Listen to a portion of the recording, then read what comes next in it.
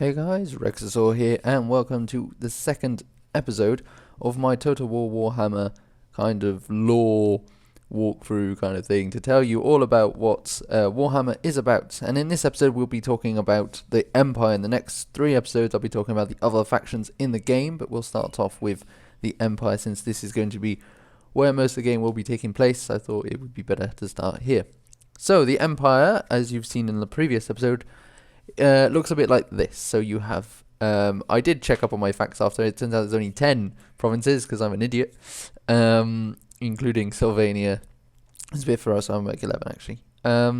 But these 10 provinces all hold what's called Elector counts, which are like if you think about it like feudal Japan, it would be as if each Elector count is the equivalent of a daimyo.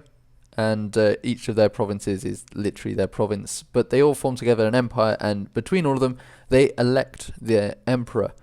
But before we go into all of that, let's look at Sigma. Sigma is basically the god of mankind. Well, the empire, I should say, actually. He is the one who created the empire. He is the one who fought, basically, for the land and united it all.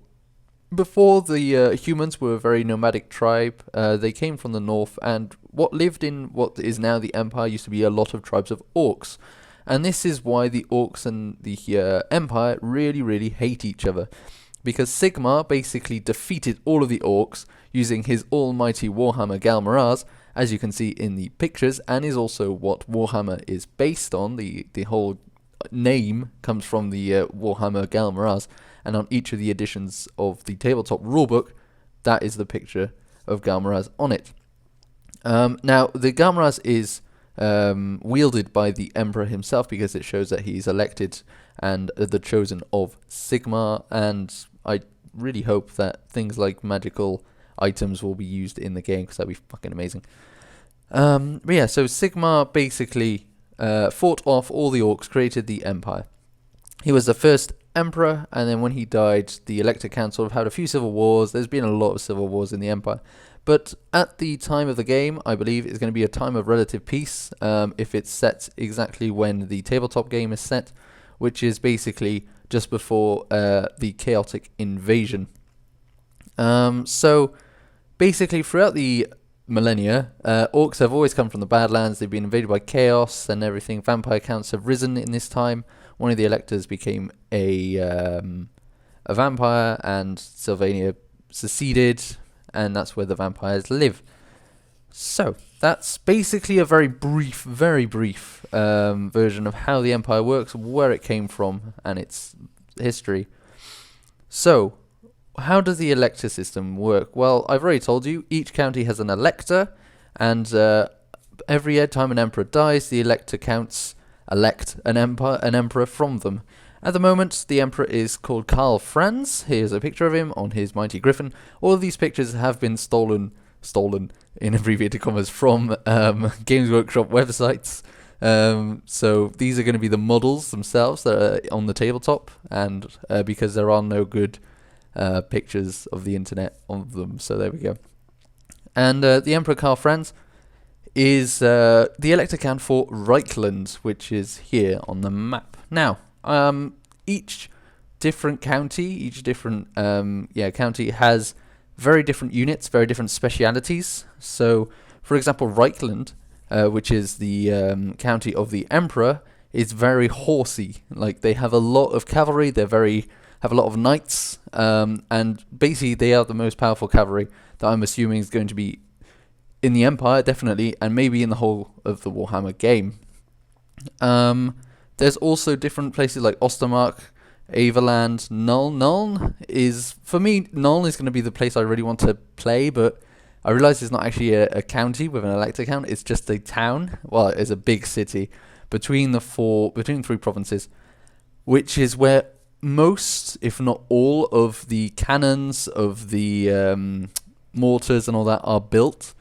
Because this is where the great engineers are, and oh my god, I just want to be able to get that. I hope that basically they're going to implement it so that whoever controls Nulns gets like bonuses on all their artillery or stuff, or can actually build it, because it would be so good to do that.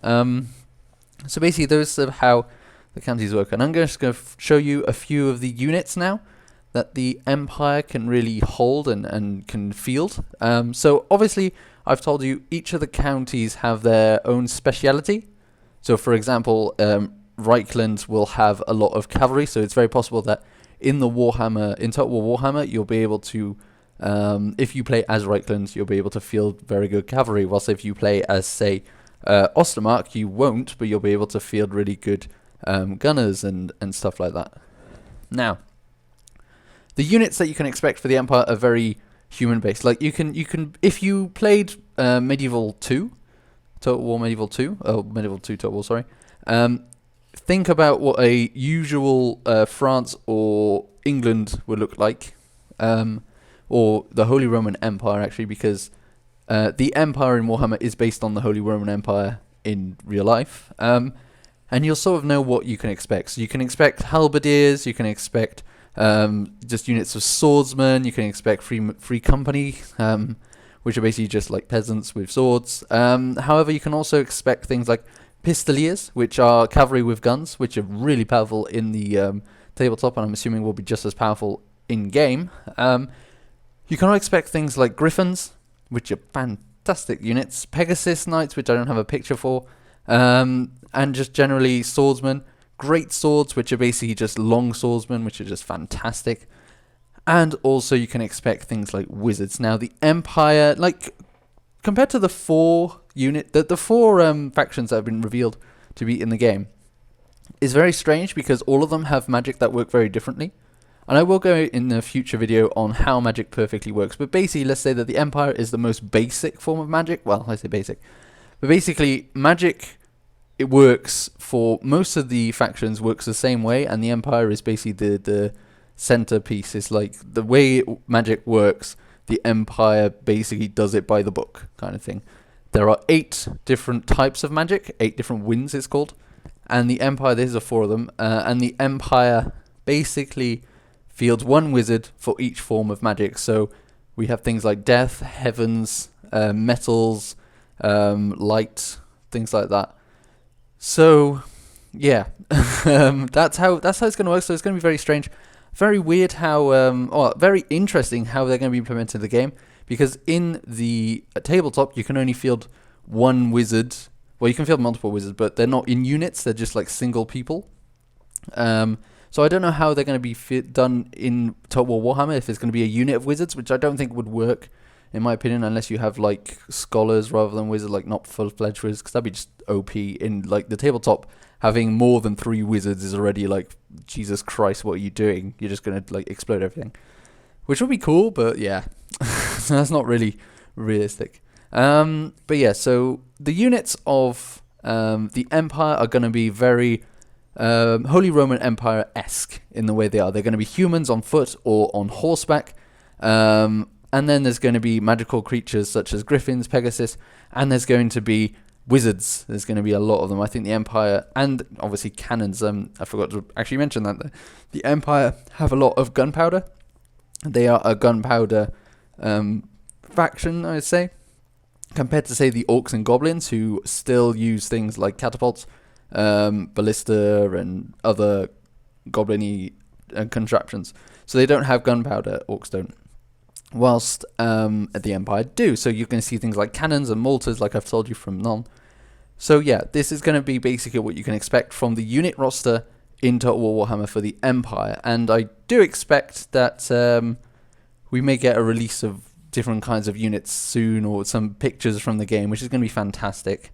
And I can't wait. So yeah, so that's the Empire. I hope this video has helped you, has given you a kind of idea what the Empire looks like, what it's going to be all about. And next video, I will be going through the dwarves. So thank you very much for watching, and I will see you next time.